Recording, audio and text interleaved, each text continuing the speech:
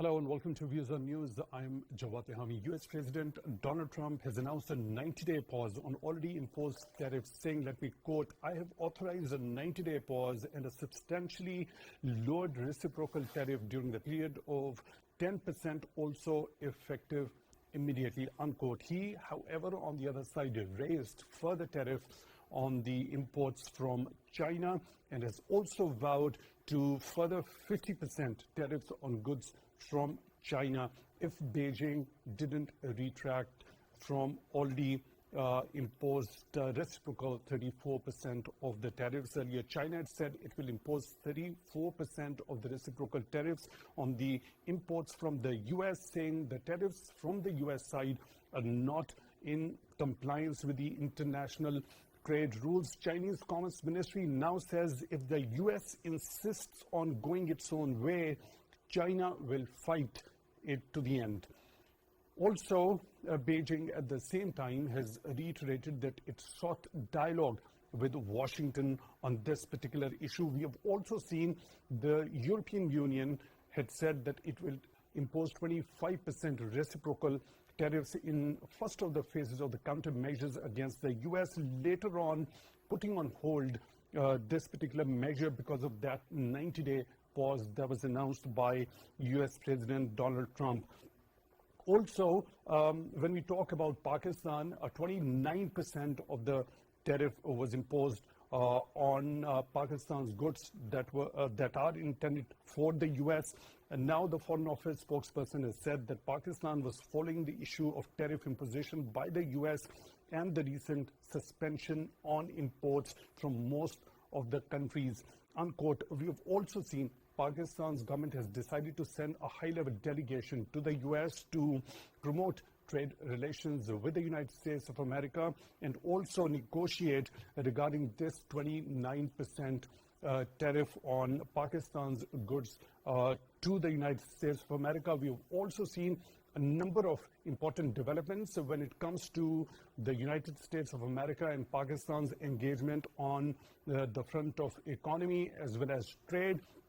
We saw that Pakistan hosted a two-day moot here in Islamabad of the Mineral Investment Forum, in which one of the leading delegations from the United States of America also participated. It was led by one of the high-ranking officials of the U.S. State Department, and U.S. has expressed keen interest in Pakistan's mineral sector. Not only this, before that, we saw in his first phone call, Secretary of State of the United States of America, Mr. Marco Rubio, expressed his desire of furthering the relations with Pakistan on the front of trade, investment, and economy as well.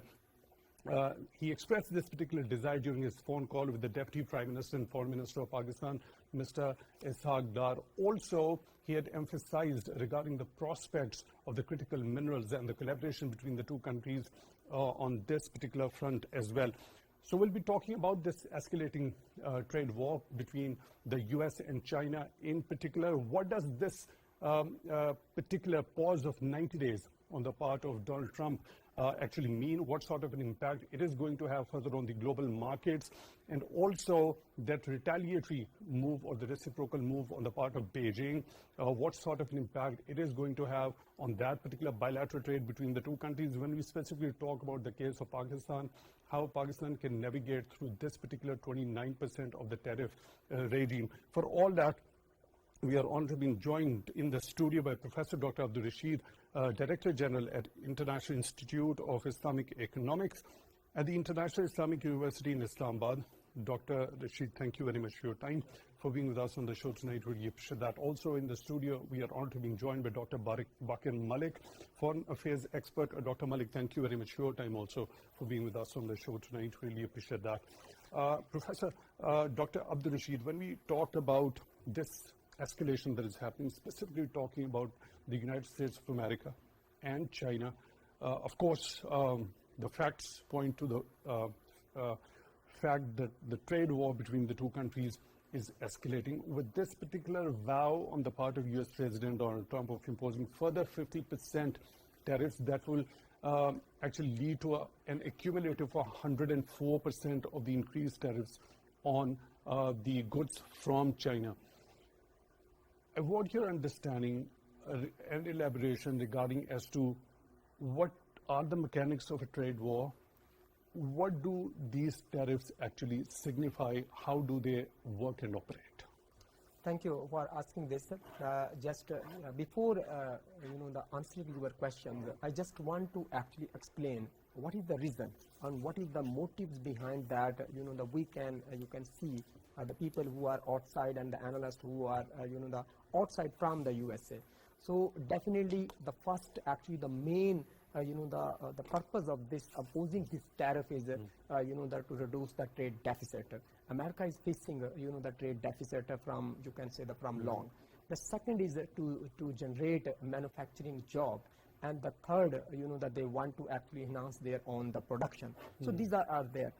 No doubt, and there is no actually second thoughts on that. This trade war actually is not good, not for actually for the USA, for China and for the rest of the world. And I will see this trade war not between I seek your pardon for the interjection over here.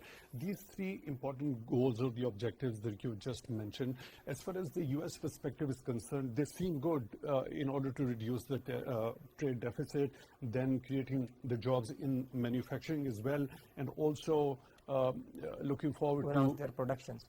Yes, and getting that revenue in hundreds of thousands of dollars that has also been, quote unquote, said by Donald Trump himself. But looking at the American perspective, so if these are the goals and the objectives, so aren't these good? They are good on the one side, but on other side, this actually the tariff will increase the cost of imported commodities, and which will directly impact the, you can say, the British, the American people's the living standard and the cost of the living. Number one is that. Second thing is there, when we will impose the tariff, the trade volume decreases, and I don't think so the America can get the expected the revenue from the tariff. Which actually you mentioned they mentioned the per day. Expected is the per day the $2 billion, and we have seen in the 2-3 days. So this target is not achieved. Number one, this target is not achieved. Hence, there is a 90-day pause that has been announced. No, that is not. That is. I think that can be the one reason. But the major reason when they announced this tariff, I think the world and the American analyst and you can say the administration was not expecting the financial markets and the whole world will the response like that. And reciprocal tariff that is playing the very important role. And this they started the trade war, not you can say with the one country. USA is there, you mentioned on the Pakistan they imposed the 29, and the Bangladesh they imposed that the tariff 26. India, Bangladesh 37, on India 26, and the Vietnam 46. So this means if the whole world, not only you can say the trade would be affected, the production of the world would be affected, and definitely the emerging countries maybe they will not suffer directly, but indirectly they will suffer. This tariff will significantly will affect the supply chain, the global supply chain. So what is the issue then?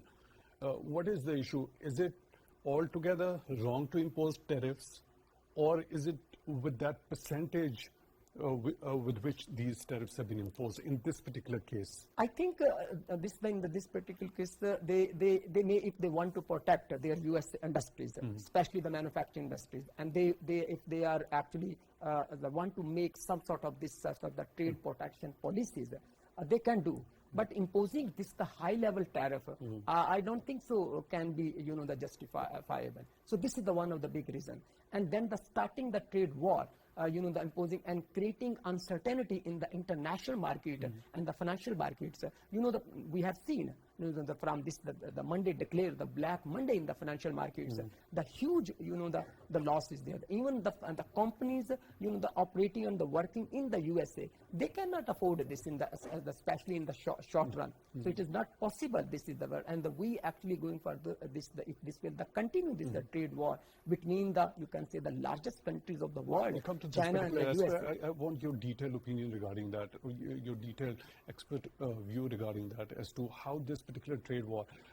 We know that these tariffs being imposed unilaterally by the United States of America with a very high percentage. Then reciprocal tariffs are being imposed also. What I get from your understanding already from your first take is that it is a counterproductive measure as far as the US itself is concerned. So what about those countries which are imposing the reciprocal tariffs as well? What's going to be the impact for them as well? Dr. Bakir Malik, are the tariffs good or bad? Or are the tariffs being considered bad only in this particular situation? If you are talking about like the tariff is a good or bad, we see about this kind of a protectionist policy. If you are following the protectionist policy, then the tariff is a good for the America. It's not only protect its domestic industry, but also create the job opportunities for this. For the protectionist tariff is a good. So according to this, if we see that when Donald Trump imposed the tariff, I think there was a two major objectives. One was the economic objective, and other was the basically a political objective. On the economic objective, basically, during his electoral campaign, what he was saying, the American First Doctrine was introduced, making America great again, like this. So this kind of things, it basically attract your voter, charge your voter, like this. So the government is doing something for the domestic policy, for the policy is basically supporting the protectionist local industry. When you are protecting the local industry, it means you are creating a more job opportunities. You are basically encouraging the people to buy their local product, to promote the local product, or like this. So this is one thing, like this is kind of that is the economic side of it. And the political, Trump personality is something different, like something like he is as known as unpredictable on the other side, but he is the basic personality is to pressurize the world leader. Actually, by imposing the tariff, it's conveying the message to the rest of the world is that America can do anything if you are in a world market or like this. So we have seen there is a huge trade deficit with 4 countries, with China, Mexico, and Japan. China, America Japan, Mexico, and which one is the fourth one? I think this is Japan, Mexico, and this is China, and fourth one is I think which one? Canada? I forget the name like this. Is it Canada? No, it's not a Canada. Okay, please go ahead. Finish your thought. So want to balance like a trade deficit. And second, the major objective is basically rebalance the world trade. That is basically America is facing like this. So on the one side, his approach is not only to the protectionist policy. On the other side, is basically want to convey the message to the rest of the world that in a world market, you can expand your influence or economic influence without or bypassing the America like this. So you have seen that when Trump imposed the tariff, there was the stock market was crashed in America, and after that you have seen there are a lot of many countries they were started a counter narrative about this, how we can basically handle this kind of tariff and like this. European Union imposed like this tariff, China is also. But you have seen with if you compare the China and America, the major America is basically exporting the agricultural product to the China. That is basically the most neglecting part that is less discussed in the market or like this. And it's annually, I think, more than $150 billion. America is exporting this agriculture. And for the America is basically exporting some technological products or something like this from the China like this. So there is a huge gap. And before, the previous government actually not addressing this kind of gap. So far as it's looked like a new thing. But there was a gap exists between China and US. So Trump is actually, what Trump is trying to, why not we should rebalance this trade deficit, or we basically counter this kind of trade deficit, or to make a balance like this. So I think all these for the tariff is a good or bad. For the world market, we can see that there is something like uncertainty is creating, prices is increased like this. So even the country will not know what will happen next step like this. Okay, but on the domestic side, I think for the America it is a good to increase the tariff. At least you encourage your domestic industry. Okay, I get your point. That's very a valid point that you've made. To increase the local production, the protection of the local market that leads to the creation of the job as well. The local industry is protected. You already mentioned at the start of your take that under the protectionist policy, this happens. And in that particular regard, if we see it through that particular lens, it seems to be good for America domestically. But what about the cost of living? As Professor Abdul Rashid has already talked about, as soon as the tariffs go up, so the imports which are going to come in, so those consumers who are going to purchase it are naturally going to pay for it, right? So isn't it going to ultimately lead in inflation and also the rise of the cost for the consumers at home in the US? For the short time, it will increase the inflation and it will increase also the cost. But for the long term, it will not have an impact like that, increase the inflation or the prices will increase like that. Because when tariff was imposed, it was created like uncertainty like this. But soon or later, everyone will accept this situation like that. Maybe there is some negotiation between China, America, and other countries like this. So I think this inflation and the increasing price of the daily things is maybe increase at the initial stage, but I don't think so that that will be the long-term impact like this. But I believe that ultimately it will bring some positive impact for the American economy, not only for the American economy, but also for the American market like this.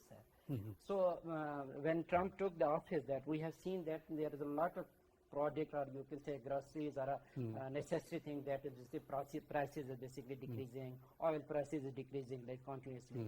But when he imposed the tariff, you have seen that all these sectors is basically increasing their prices. So the initial impression is that maybe this will increase the inflation, this will increase the prices of the like this. But I don't think so this will have the long impact. So you already mentioned of the uncertainty of the global markets also. I'll come back to you for your detailed analysis regarding that. You were of the view, if I got you correctly, that that's not good. This particular measure is not good on that particular front. For now, we are on to being joined by another participant, Dr. Sajid Amin, senior economist, joining us on the phone line. Dr. Amin, thank you very much for your time, for being with us on the show tonight. Really appreciate that. Firstly, I want your opinion as to what these tariffs are and how they normally operate, and specifically considering this situation, that announcement on 2nd of April by US President Donald Trump of these massive tariffs. So although he has announced 90-day pause, but China being the exception in that. So I want your understanding from the very basics how these tariffs actually operate and how are these different in this particular scenario. Thank you. I think this is really, I remember, trade wars, everybody loses. No one is winner in trade wars. And I think this is a very critical moment that US has really started on this tariff war. It has really changed the world trade system. In the existing system, which was built over 40, 50 years, World Trade Organization system, backed by USA, there was a single principle that you cannot have bilateral tariff measures. You cannot see what is my trade with China, what is my trade with Pakistan, what is my trade with India, and then I will impose tariff. Tariff war as a whole trade. So that's number one. This is the violation of the existing system that US has really changed this trade system of the world, that there is now one-to-one bilateral trade tariff calculation. And this is very interesting to understand how did they calculate it and why they're calling it reciprocal tariff. It's simple that if I am trading with you and my deficit is ₹5 with you, I will simply say that either buy a ₹5 product from me, import, or give me ₹5 tariffs. I will put a tariff rate which makes my trade deficit with you zero. So this is why they are calling it reciprocal, and they are different from the existing system because they are one-on-one bilateral tariff system which really was abolished, against which the World Trade Organization was established on the principle that there will be no bilateral tariffs based on the trade deficit.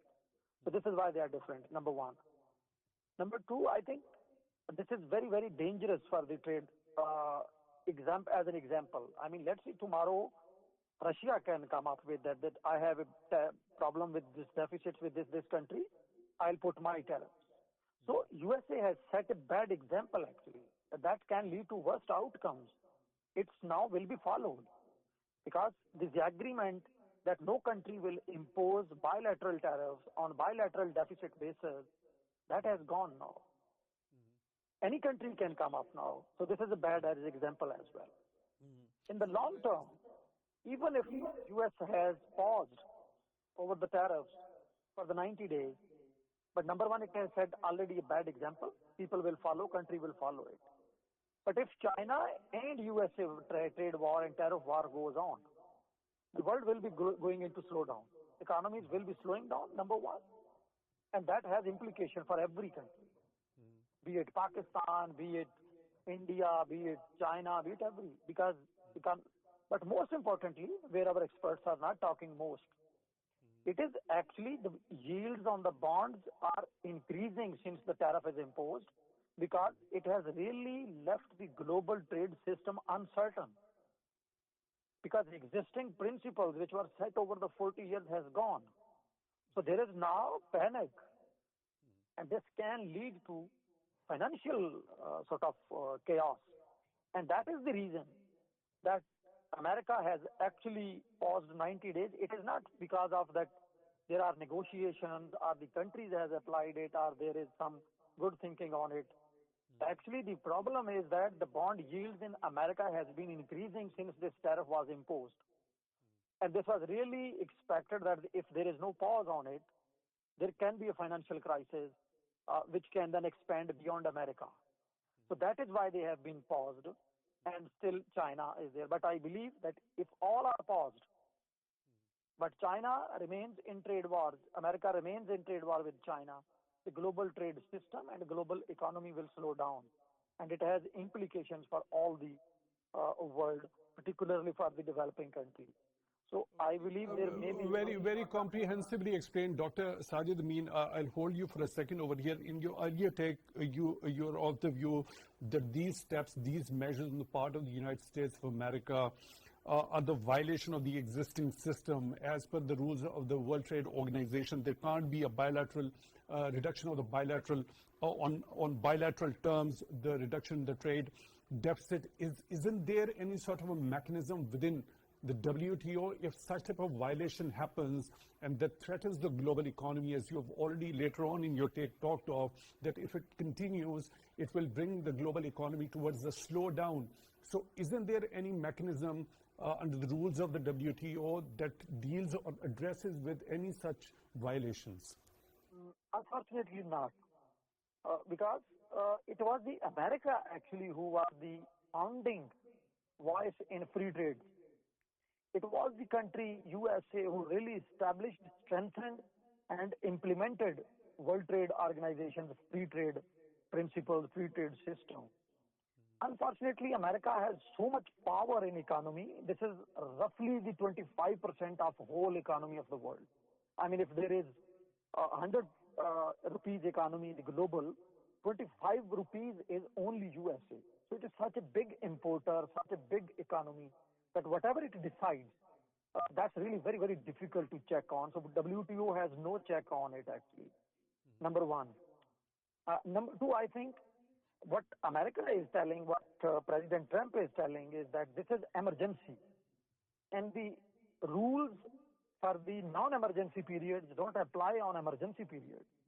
So they are actually of the belief that WT system or WT rules don't apply to this situation, and the reason they are fighting is very interesting. But the wrong reason they are interpreting it wrong actually. The reason is that the free trade system says, the WT system says, that in the longer run, your deficit will be reduced if you go for free trade. But America is sort of giving evidence that we have been promoting free trade, we have been in the free trade, but our deficits are increasing over the time. So this system has failed. That is the reason actually which is worrying. They are saying that free trade regime has failed. So does this justification hold any sort of water? Does it carry any weight? No, it doesn't. It doesn't. So what were the reasons Simply, that there happened to be trade deficit as far as America's interests are concerned? If the free trade system was in place, why America had the trade deficit then? America is the largest importer because the consumption market, the demand is very, very high there. Number one. As I told you, they are 4% of population of global, but they share 25% economy. And the power, the sort of income that they generate, the households, the demand they create, it is the largest importer of every country if you see. It is the largest importer of Pakistan, it is the largest importer of China. So the demand there is, number one, huge. But at the same time, the goods they are producing, they are high quality, like Tesla, like others. So generally, it's very difficult for the developing world to, and they are producing at a higher cost of production. The key reason is that the cost of production is very high in USA. Now, if China is producing at a lower cost, if Vietnam is producing at a lower cost, the world will buy from Vietnam and from China, not from USA. So everybody is selling to USA because it has a demand there. But it is not buying it back from USA because the high cost of production is there. So that is creating systematic deficit. And that was the reason when the sort of USA realized that the system, the structural problem they have, that they cannot produce at low cost. At the same time, they have a high demand, so these deficits are structural. So there is only one way that the advisor to Trump president suggested, that let's put a tariff which makes deficit. So that is why I get you. A very interesting scenario. Very interesting. One last question as to the kind of demand that there is within the United States of America of the products that are being manufactured somewhere else. So with these tariffs and then reciprocal tariffs from the other countries, what sort of impact it is going to have on that particular demand at home in the United States of America and the end consumer there? I think that is the realization. That's why they are sort of pausing it as well, because the demand will decrease, because the cost price will increase. If you are importing tariff, actually you are paying it for higher. Let's see, China is making now iPhones. It was around $1,100 iPhone 16 Pro Max. But if there is now 50% tariff, so it means $500 added for American consumer. So it will be now available $1,600. So ultimately it will reduce those who are able to afford 1,100 but cannot afford 1,600. That market share will go out. So similar will be for other products. So the demand will decrease. But the problem is there that when demand in America decreases, the global economy slows down. Because if I am the largest buyer of global product, if my demand goes down, so I'm not only hurt myself, I'm hurting the economy, global economy as well. So if there is economic meltdown in America, USA, it is definitely to be an economic meltdown globally. And we have seen it in 1930s crisis, the large crisis which we call the biggest crisis of economy happened in Great Crash. We have seen it in multiple times. So America is not only hurting itself. The problem is that it will hurt us. And by us is the whole economy, the global economy, be it Europe, be it East Asia, be it Asia. The entire economy. I would like to exploit this opportunity, Dr. Sajid Amin. One quick last question as to how Pakistan can navigate through this tariff regime when 29% has been imposed on Pakistan. We have also seen Pakistani government has decided to send a high-level delegation to the US in order to promote the trade relations with them as well as negotiate this particular 29% tariff regime. I think that is the right approach. You know, for Pakistan has 2 to 3 options that it has to do. Some are doable, some are not doable. The first thing is that we really understand, and that is good part, that we cannot retaliate.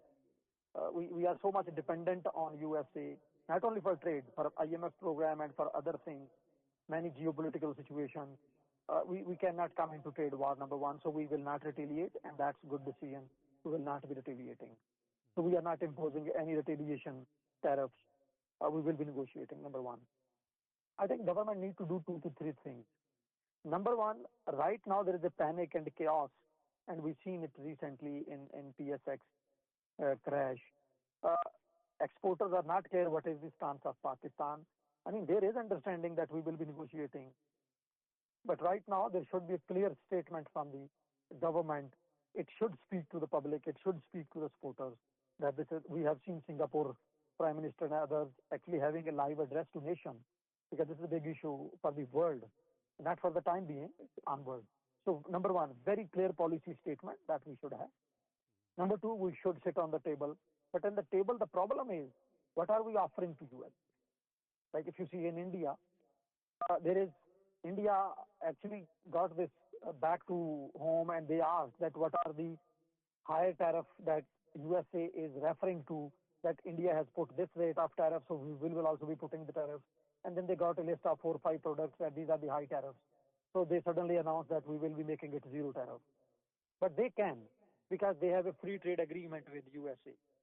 But if Pakistan does not have any US free trade agreement, it cannot reduce tariff for USA only. Any product it reduces tariff, it will reduce to the entire world. It will not be single bilateral, because we don't have any free trade agreement with USA. Number two. Number three, Pakistan's problem is that tariff, unfortunately, in Pakistan has been used as a revenue mobilization, because we are not able to get good tax collection, expenditure increasing, so we have to sort of fill this tax appetite, and we do it through tariff. In Pakistan, unfortunately, tariff regime is to earn revenue, tax revenue, not to promote tax. So that is a challenge that Pakistan is running, already short of revenues under the IMF program. We don't have much option to reduce tariffs. I think one option that Pakistan has, and that we are already applying on it, we can buy more imports from USA. We might have to shift some imports. For example, in cotton, we are already one of the larger importer of cotton from USA. So if we can increase it by another $500 million, and some other goods, because the difference is not that much. It's just $3.3 billion. So if we can bridge half of it, I think we have something to offer on the table to the USA, that okay, we will be buying 500 million more cotton from you, some 250 million other products. So this can be a good negotiating a point that we can go. I think Pakistan is working on this option, that what we can buy extra, more additional from USA. That is the only option that we have. Right. Dr. Sajid Amin, senior economist, joining us on the phone line. Thank you very much for being with us on the show tonight. Really appreciate that. President Dr. Abdul Rashid, when reciprocal tariffs are being imposed, now China already said that it will impose reciprocal 34% tariffs. You've already elaborated quite in detail as to what sort of an impact it would have for the US itself. What about those countries who are coming up with the reciprocal tariffs? So what sort of an impact it is going to have in bilateral terms for them and their domestic markets as well? Definitely, the both countries, if the USA is imposing the tariff, then in response, China and the European Union and the other countries, Russia or India, if they will impose the tariff as well. So this is it's not beneficial for the both countries, bilateral trade. We need to understand here that a lot of things is there, the political perspective, and then of course the economic perspective. First of all, we need to understand this, whether really economics theories or in principle, this is is the beneficial for the world, the trade restricted, and from the last several, you can say the 50 years, more than 50 years, the world, not only America, the world has worked to the trade system is there. The one of the, you can say, significant and the one important principle of the trade is the comparative advantage. If the firms, your firms are more competitors, and they are producing at the less cost, so you can produce your consumers the commodities and the products at less cost. This is the one is there. Second thing is there, for example, for US especially, we need to understand this. The US multinational, they are producing in the rest of the world, but they are exporting to the USA. This is a very important point is there. What the President Donald Trump, he has in mind, this thing is there, when they are imposing the tax on the commodities. They are not saying, okay, these are the companies, are our companies, like you can say we discussed the example of the Apple. So Apple is actually the company, the original company from the USA. So if the USA is imposing tax on that, so that means the USA not only the China and other countries, but also actually the forcing their own multinationals to start the productions in the USA. But one of the big question is there, why the America has a lot of the demand. That means their per capita consumption of their people is very high. And definitely due to this, the per capita consumption, the well-being, or you can say the economic well-being of the people living in the America is very high. So if they will produce at the commodities, even in the commodities where they don't have the comparative advantage, just because of imposing the tariff on the imported products, who will pay the cost? So ultimately the American peoples, so they will pay the cost there. And if the countries, like maybe the Pakistan is not in the position, but the several countries in the world, the some countries from the Middle East, and especially you can say European countries and the China, if they will impose the, the tariff as well as a reciprocal, so definitely this not only, the world output and the productivity and the growth would be affected, the well-being of the American people also would be affected a lot. So just actually, rather than what I actually think, rather than they increasing their productivity, the getting or enhancing the comparative advantage and reducing the cost of the productions, so just they want to actually, the growth of their manufacturing sector under the shadow of the tariff.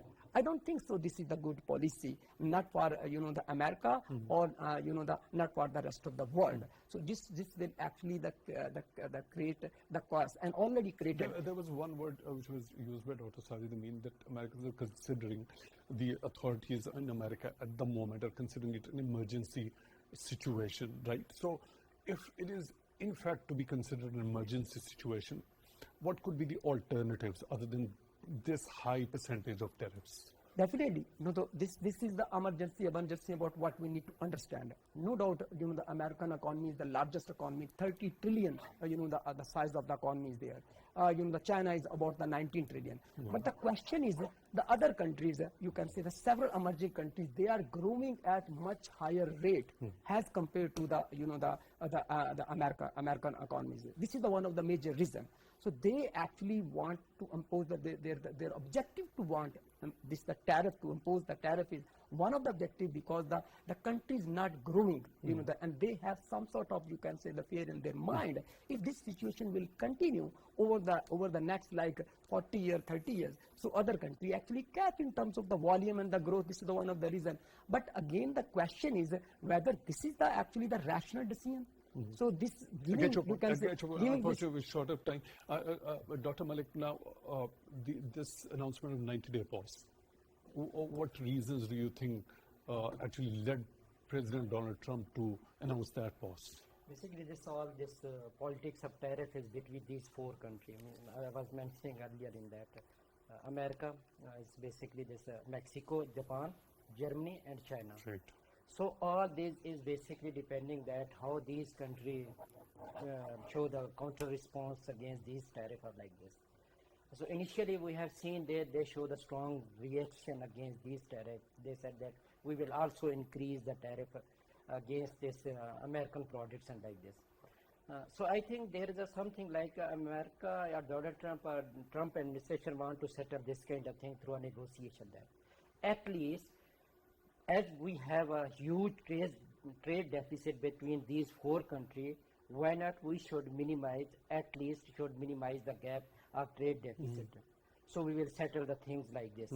I think by pausing this 90 days is just giving a timeline to these countries to think about that, how we can reduce the trade deficit between. I get your point. Quickly, regarding as to what are the options with Pakistan at the moment with that 29%? For the Pakistan, this has also created an opportunity for Pakistan because we are the major exporter of the textile. Yeah. And for the Pakistan, we have two main competitors, Bangladesh and Vietnam.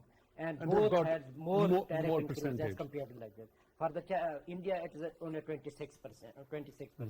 India has still got the advantage in that. The Pakistan, the best thing there, start a negotiation with the American officials because American administration is not much rigid against towards the Pakistan that we will impose the tariffs at 29% to the Pakistan like this. If they start a negotiation, so maybe the ratio of the tariff decrease with the Pakistan. Even if they decrease 19%, your loss will be reduced from, for example, if you have a net 29% tariff, for the next 5 years, is there anything that you can quickly identify that Pakistan could give in return? Maybe.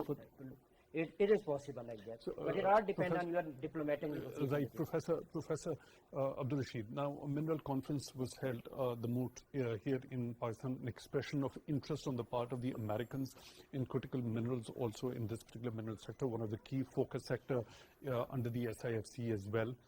Do you think some negotiations, keeping in view the interest of Americans on this front, could be done Of course, in getting the reduction in this particular 29%? yes, of course. I see in the both, in the economic terms as well as in the political terms. Pakistan is, for America is very important countries, not only in terms of the investment and not terms of the trade, but we have the, the very strong relationship. And definitely one of the objective of the, the US is to bring the rest of the world and the other countries on the table is they want to negotiate.